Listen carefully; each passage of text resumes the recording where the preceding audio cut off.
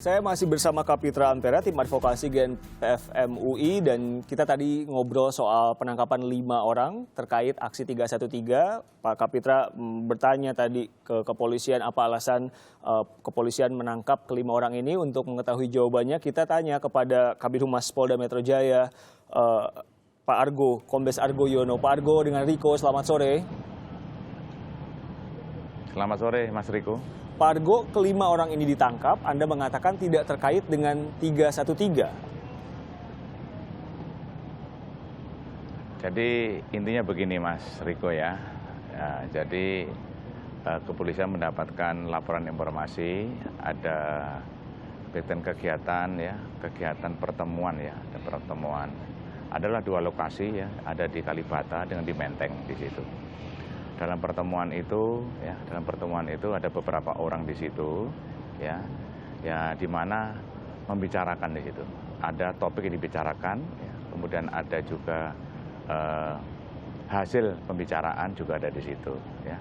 Artinya bahwa kegiatan-kegiatan itu di 2 tempat itu ya, membicarakan mengenai ya, topiknya yang pertama adalah untuk melengsarkan pemerintah yang sah itu ya, dari hasil itu. Kemudian yang kedua adalah untuk memaksa menduduki gedung DPR MPR. Dan yang ketiga adalah kembali ke Undang-Undang Dasar 45 yang asli. Jadi ada beberapa poin yang didapatkan seperti itu. Dan kemudian juga dari penyidik masih mendalami juga ada beberapa kegiatan yang nanti masih didalami oleh penyidik berkaitan dengan unsur daripada permufakatan makar itu. Siapa saja yang bertemu di 2 lokasi itu, Pak? Ya ini penyidik masih mendalami ya, penyidik yang masih dalam memeriksa tersangka ini, dan tentunya itu sudah ada dipunyai oleh penyidik tentunya. Ya. Pak Al-Khattab salah satunya?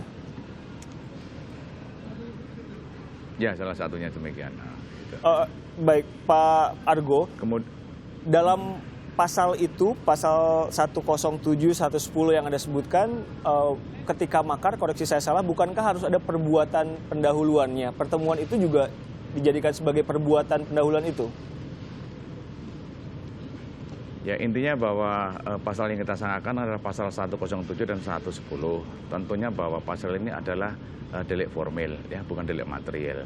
Dalam delik formil ini, seseorang bermufakat untuk tujuan itu sudah bisa dikenakan pasal ini karena dia mempunyai tujuan dan kemudian dalam pertemuan-pertemuan itu ada yang akan dilaksanakan. Jadi tidak harus perbuatan itu harus terpenuhi atau terlaksana, tetapi perencanaan saja sudah bisa dikenakan pasal seperti ini 107 dan 110. Demikian Mas Riki. Sejauh ini pemeriksaannya sudah sampai tahap apa, Pak? Apa yang bisa dibagi kepada pemirsa keterangan, karena tentu tadi Pak Kapitra juga sulit mengatakan untuk mengasosiasikan ini dengan aksi 313. Jadi gini, jadi sementara ini masih didalami. Ya tadi kan akan diperiksa kan tentunya harus mempergunakan pendamping ya, lawyer.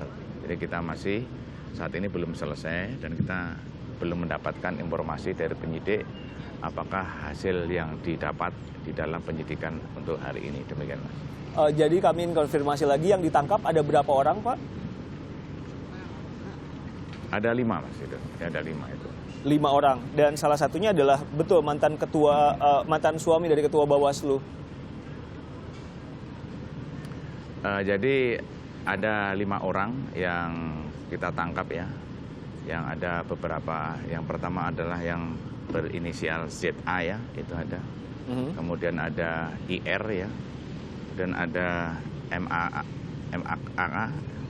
MAK ya, kemudian ada VN dan MFS itu. Dan semuanya ini sedang kita dalami, sedang kita lakukan penyidikan oleh penyidik Polda Metro Jaya. Baik, selain tadi ada pertemuan di 2 lokasi membicarakan soal pemufakatan makar itu, apalagi bukti yang dimiliki oleh kepolisian? Ya tentunya ada ya bukti-bukti petunjuk, surat ya, ada dari hasil daripada pertemuan ya. Itu juga sudah kita kumpulkan ya untuk dijadikan sebagai barang bukti dalam menangani kasus ini. Sudah berapa lama pertemuan-pertemuan semacam ini berlangsung, Pak Argo, sampai akhirnya diputuskan, baik, ini harus ditangkap? Ada beberapa ya, yang saat ini kami masih penyidik mendalami, kami masih menunggu informasi dari penyidik. Ada beberapa kali pertemuan dan di mana tempatnya, siapa saja, apa saja yang dibicarakan, kemudian hasilnya apa. Gitu. Kami masih menunggu dari penyidik, sekarang masih bekerja. Tentunya kami harus sabar ya, dan kita tunggu saja Mas Riko untuk hasil dari pemeriksaan. Itu rentang waktu pertemuannya kapan, Pak Argo? Gimana? Rentang waktu pertemuan-pertemuan berbicara seputar dugaan makar tadi itu kapan?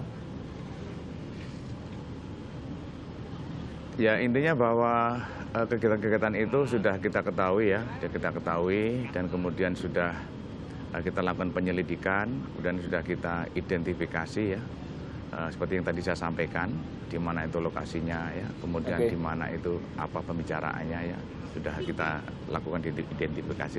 Pak Argo, tahan sejenak, saya ke Kak Pitra sebentar. Pak Kapitra, tadi alasannya sudah dijelaskan, ada pertemuan-pertemuan, ya dugaan makarnya ada di situ.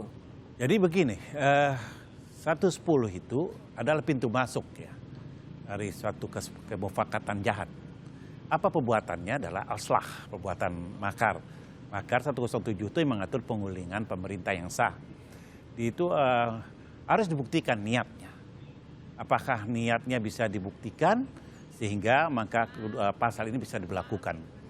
Saya ingin berpesan pada sahabat-sahabat di kepolisian, tolong dibuka sejelas-jelasnya ke masyarakat supaya tidak ada opini yang menyesatkan.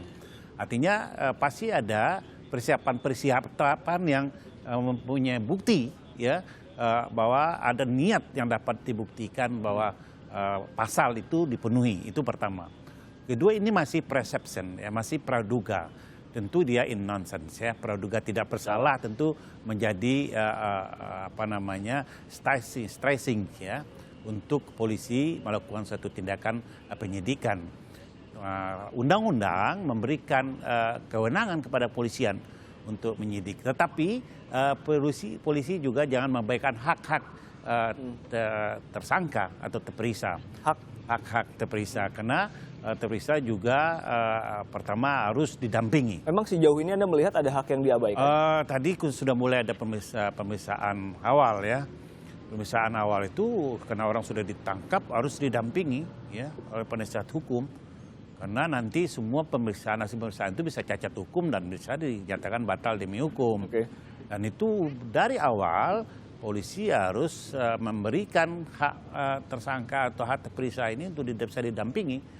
Sehingga apa? Sehingga ada transparansi ya, sehingga ada akuntabilitas ya. Sejauh ini ada nggak transparansi itu menurut Anda?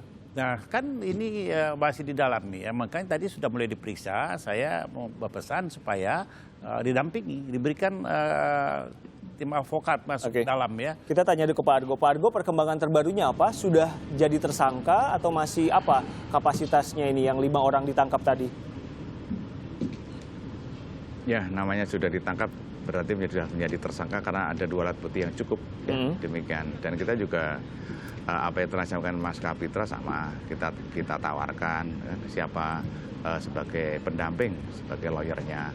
Dan tentunya sebelum kita mendatangkan lawyer atau menunggu lawyer datang, tentunya kita akan untuk komunikasi, namanya komunikasi, ngobrol itu kan tidak ada salahnya ya untuk ngobrol dengan tersangka ini. Selama tersangka ini mau menyampaikan ya, kita ngobrol berkaitan dengan apa itu keluarganya atau apa dan sebagainya. Pak Argo. Dan tentunya kita tahu itu ya, kita tahu berkaitan dengan kegiatan pemeriksaan harus didamping oleh pengacara, kita tahu di situ. Pak Argo, tadi Anda mengatakan sudah ada rangkaian pertemuan membicarakan soal dugaan makar. Kenapa ditangkapnya semalam? Karena sulit akhirnya bagi kita untuk tidak mengasosiasikan ini dengan gerakan aksi 313. Saya rasa pas kebetulan saja ya, berkaitan dengan adanya kegiatan unjuk rasa ya. Karena unjuk rasa kan sudah dari tim ya FUI sudah mengajukan permohonan pemberitahuan ya, dan kemudian berkaitan dengan kegiatan permufakatan makar ini pun kan berbeda. Artinya berbeda lokasi ya atau berbeda case yang karena yang di dalam pengajuan pemberitahuan 31 Maret Jurasa ini kan Bapak Arhab di situ ya. Dan ini yang kita tangkap tadi malam kan Sekjen FUI dan kawan-kawan di situ. Jadi kebetulan saja, tetapi kita kan sudah ada suatu penyelidikan yang kita lakukan di dalam penangkapan itu ya. Jadi kebetulan saja ketika diasosiasikan ini untuk katakan sejumlah pihak merasa bahwa untuk menggembosi aksi 313. Saya rasa tidak begitu ya. Yang terpenting bahwa kepolisian sudah sesuai prosedur dan secara profesional kita sudah mengikuti langkah-langkah yang ada di dalam KUHP, KUHP dan sesuai dengan peraturan Kapolri di dalam administrasi penyidikan. Pak Kapitra sudah sesuai prosedur kepolisian menganggap ini semua? Tentu penangkapan itu harus ada surat penangkapan. Kalau sudah terpenuhi tentu ya. Kedua ya harus tuntas. Jangan seperti yang kemarin itu ya. Kemarin juga pas hari H ditangkap berapa orang, lalu sampai sekarang kan masyarakat masih menunggu, belum sampai ke pengadilan. Sehingga kita ini masyarakat juga ingin tahu perbuatan apa sih gitu ya. Seperti apa perencanaan awalnya mereka. Jadi jawaban Pak Argo tadi tidak membuat Anda... kita harus tunggu ya, kita nggak bisa mengambil kesimpulan karena ini juga baru ya. Tentu polisi juga ingin mendalami, terus kita juga akan memberikan kesempatan kepada polisi untuk membuktikan. Saya tidak mau membangun opini atau a priori ya kepada karena siapapun. Sudah tersangka ya, sekarang. Ya tersangka itu bisa juga orang tersangka nanti di SP3 juga bisa ya. Ini kan bukti permulaan yang cukup ya. Nanti kan ada perkembangan. Ada keterangan saksi, ada keterangan ahli, ada surat petunjuk dan ada keterangan tersangkanya juga ya. Kita berikan ruang yang cukup untuk kepolisian melakukan penyidikan, tetapi harus diberitahu ya sebagai progres ya, karena itu hak masyarakat ya, hak tersangka juga perkembangan perkaranya sehingga kita melihat ada rangkaian peristiwa yang betul diduga telah melakukan pelanggaran hukum. Baik, itu yang ya, nanti akan kita tunggu bersama Pak Kapitra. Terima kasih telah bergabung bersama kami di Kompas Petang. Kapitra Ampera dari tim advokasi GNPF MUI, Pak Argo Yono, Kombes Argo Yono, Kabid Humas Polda Metro Jaya. Terima kasih telah meluangkan waktu berbicara dengan kami di Kompas Petang.